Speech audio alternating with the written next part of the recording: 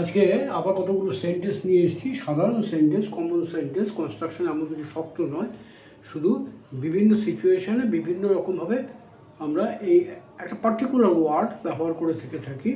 হ্যাঁ, বিশেষ একটা ওয়ার্ড বিভিন্ন ক্ষেত্রে কীরকমভাবে ব্যবহার করে থেকে থাকি সেইটাই তোমাদের একটু বোঝাবার চেষ্টা করব।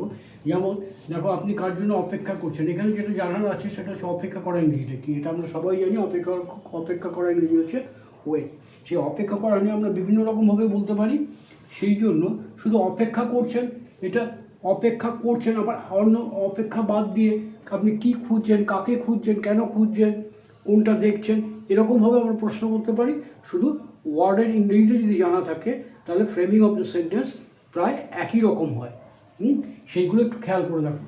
আপনি কার জন্য অপেক্ষা করছেন, অপেক্ষা করা ইংরেজি ওয়েট, করছেন কন্টিনিউয়াস টেন্স হবে, তাহলে who are you, who are you waiting for? এখানে মনে রাখতে হবে এই যে ফর, অর্থাৎ তোমার এটাকে কি বলে, মাঝে মাঝে ভুলে যাই এরকম, এটা হচ্ছে তোমার অ্যাপ্রোপ্রিয়েট প্রিপোজিশন। এই প্রিপোজিশনটা অপেক্ষা করা, ওয়েট ফর, আপনি কার জন্য অপেক্ষা করছেন মানে for hmm, who are you waiting for, এই প্রিপোজিশনটা পরে যায়। সেরকম দেখো, আপনি আপনি এই অপেক্ষা করছেন এই জায়গায় যদি বলি, আপনি কাকে খুঁজছেন, কাকে খুঁজছেন, একই রকম কনস্ট্রাকশন হবে। সেখানে খোঁজা ইংরেজিটা কি, লুক ফর। তাহলে আপনি কার জন্য, আপনি কাকে খুঁজছেন, who are you, who are you waiting ফরের জায়গায় কী হবে, লুকিং ফর, লুকিং ফর। আপনি কাকে খুঁজছেন, আপনি কি খুঁজছেন, এখানে যদি বলি আপনি কি খুঁজছেন, সেখানে তফাৎটা কী হবে, এই হুটা চেঞ্জ হয়ে যাবে what, what are you looking for. আবার দেখো, হোয়াট আর ইউ, তো আপনি আপনি আপনি আপনি কি খুঁজছেন, আপনি কি, আপনি কি খুঁজছেন, আপনি কি খুঁজছেন, what, what are you looking for, আপনি কি খুঁজছেন। আবার যদি বলি ধরো,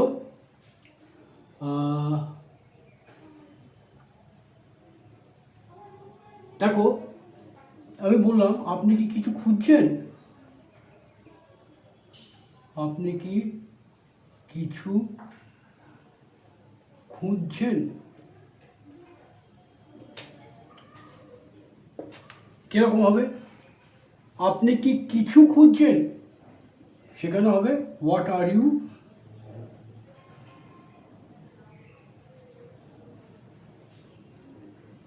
দেখো একই ইংরেজি, আপনি কি খুঁজছেন, what are you looking for, আপনি কি কিছু খুঁজছেন, are you looking, are you what are you looking for যেমন বলতে পারি ফর, এখানে এই সেন্টেন্সটাকে আমরা অন্যরকমভাবে বলবো, তখন আমরা বলবো are you looking for something, are you looking for something.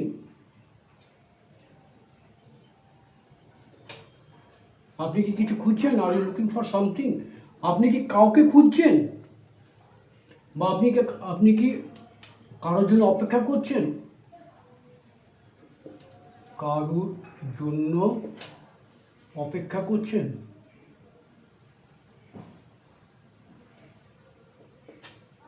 আপনি কি কারোর জন্য অপেক্ষা করছেন, সেখানে কী হবে, আর ইউ, এই লুকিংয়ের জায়গা হবে, আমরা বলবো তখন আর ইউ ওয়েটিং ফর সামথিংয়ের জায়গায় কী বলবো, সামথিংয়ের জায়গায় বলবো আর ইউ ওয়েটিং ফর সামওয়ানও বলতে পারি, বা এনিওয়ানও বলতে পারি। Are you waiting for someone, someone, এভাবে আমরা ইংরেজিগুলো করতে পারি। বোঝা গেল? এবার পরেরটা দেখো, এটা কিভাবে ঘটলো বুঝতে পারলাম না, বুঝতে পারা ইংরেজি আন্ডারস্ট্যান্ড, বুঝতে পারা ইংরেজি আন্ডারস্ট্যান্ড, বুঝতে পারলাম না আই কুড নট আন্ডারস্ট্যান্ড, আমি বুঝতে পারি না আই ডোন্ট আন্ডারস্ট্যান্ড। তাহলে দুরকমভাবে বলতে পারি, I could not understand, I don't understand. তাহলে কী হবে?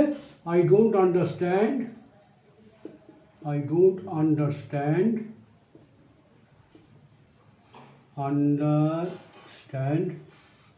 how it happened. দেখো,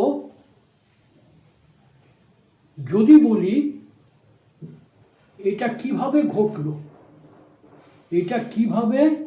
ঘটলো, যদি শুধু এই ইংরেজিটা বলি, সেখানে ইংরেজি হয় হাউ ডিড ইট হ্যাপেন, সেখানে ইংরেজিটা হয় হাউ ডিড ইট হ্যাপেন। এটা কীভাবে ঘটলো, এটা আবার লোগোতে কেটে যাবে কিনা কে জানে। আমি বলে দিচ্ছি, how did it happen, auxiliary verb ডিডটা যে past tense, auxiliary verb did আগে গেছে।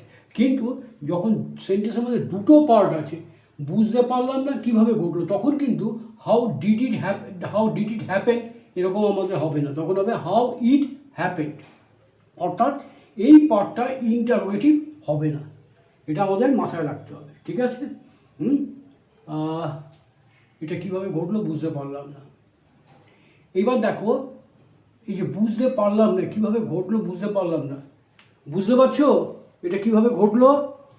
এই প্রশ্নটা যদি এরকম হয়, বুঝতে পারছো এটা কীভাবে ঘটলো, সেখানে কিন্তু আন্ডারস্ট্যান্ড কথাটা ব্যবহার করবো না।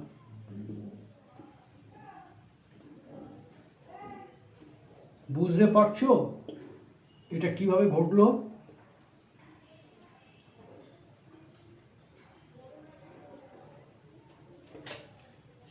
দেখো এখানে আমরা আন্ডারস্ট্যান্ড ব্যবহার করেছিলাম, কীভাবে এটা ঘটলো বুঝতে পারলাম, সেখানে বলেছিলাম I don't understand, I could not understand. এখানে এই যে বুঝতে পারছো এটা কীভাবে ঘটলো, এই জায়গাটা যেটা ইংরেজিটা হবে, সেখানে ক্যান ইউ গেস, প্রশ্নবোধক interrogative sentence, can you guess, can you guess, GUESS, how it happened. Can you guess how it happened? How it occurred?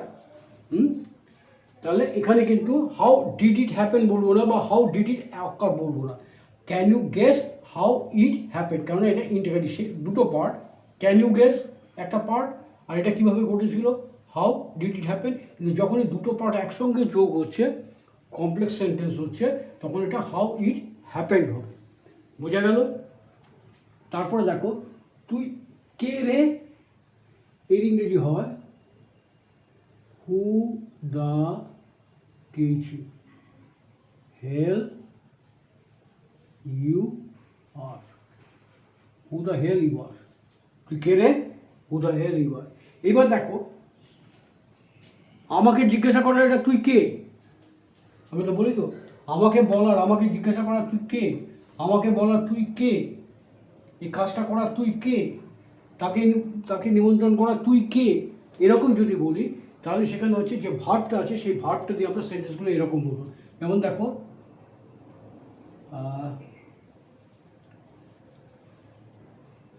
আমাকে বলার তুই কে, সেখানে কি হবে, who the hell you are, who the hell you are to, দেখো বলার who the hell you are to say বা to ask, জিজ্ঞাসা করার জন্য, to ask me। আমাকে নির্দেশ দেওয়ার তুই কে, who the hell you are to instruct me, instruct me। আমাকে উপদেশ দেওয়ার তুই কে, who the hell you are to advise me। এখানে ভুল করলাম, কি ভুল করলাম বলো তো, এখানে যেটা ভুল করেছি, অ্যাডভাইসের দুটো বানান আছে, একটা হচ্ছে অ্যাডভাইস, একটা হচ্ছে অ্যাডভাইস। দেখো এই অ্যাডভাইস এটা হচ্ছে উপদেশ, who the hell you are to advise me, তাহলে এখানে তো উপদেশ দেওয়া দেওয়া যখন বলবো সেটা ভার্ব হবে, ভার্ব বলে সেটা অ্যাডভাইস ই হবে না, এটা হচ্ছে অ্যাডভাইস নাউন, সেখানে হবে এটা advice VIAC ED VIAC who the help you are to advise me. বোঝা গেল? এতবার বাড়িস না, এতবার বাড়িস না ইংরেজি কী হবে? Don't grow so much. এতবার বাড়িস না, ডোন্ট গ্রো সো মাচ। এই ডোন্ট গ্রো সো মাচ এটাকে আমরা এরকমভাবে বলতে পারি, কি বলতে পারি? Don't cross your limit, don't cross your limit,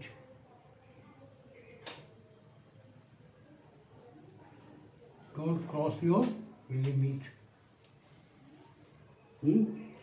আরও কীরকমভাবে বলা যায়? Don't go beyond your limit, don't go beyond মানে পার হয়ে যাওয়া, সীমা অতিক্রম কথা, don't go beyond your limit.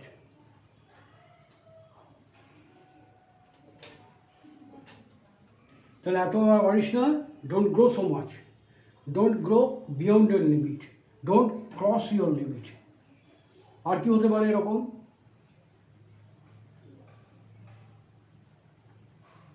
দেখো, এতবার বাড়া ভালো না, এতবার ভালো না।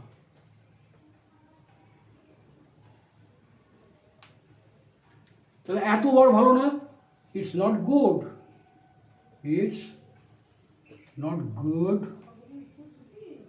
To go beyond the limit.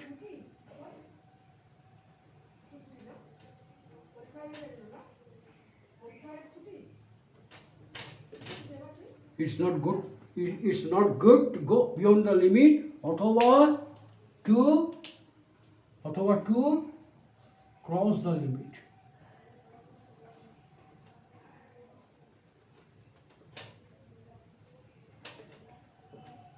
হলো?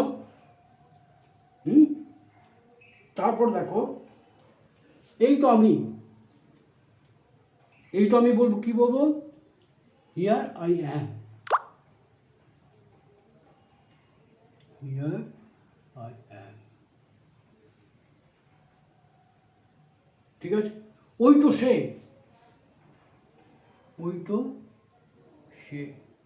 ওই there he is, there he is। এইবার দেখো, ওই তো সে যাচ্ছে, এরকম যদি বলি, ওই তো সে যাচ্ছে, সেখানে কী হবে? সেই তো যাচ্ছে। দেখো, এটা যদিও কন্টিনিউয়াস টেন্স হয়, যাচ্ছে, চলছে, করছে, ইছি এছো থাকলে পরে আমরা ইতেছে থাকলে কন্টিনিউয়াস টেন্স বুঝতে পারি, কিন্তু এই ওই তো সে যাচ্ছে, এই যাচ্ছে বলতে কিন্তু আমরা কন্টিনিউয়াস টেন্স ব্যবহার করি না, এটা প্রেজেন্ট ইনডেফিনিট টেন্স ব্যবহার করি। ওই তো সে যাচ্ছে, সেখানে আমরা কি বলবো? That goes, there he goes।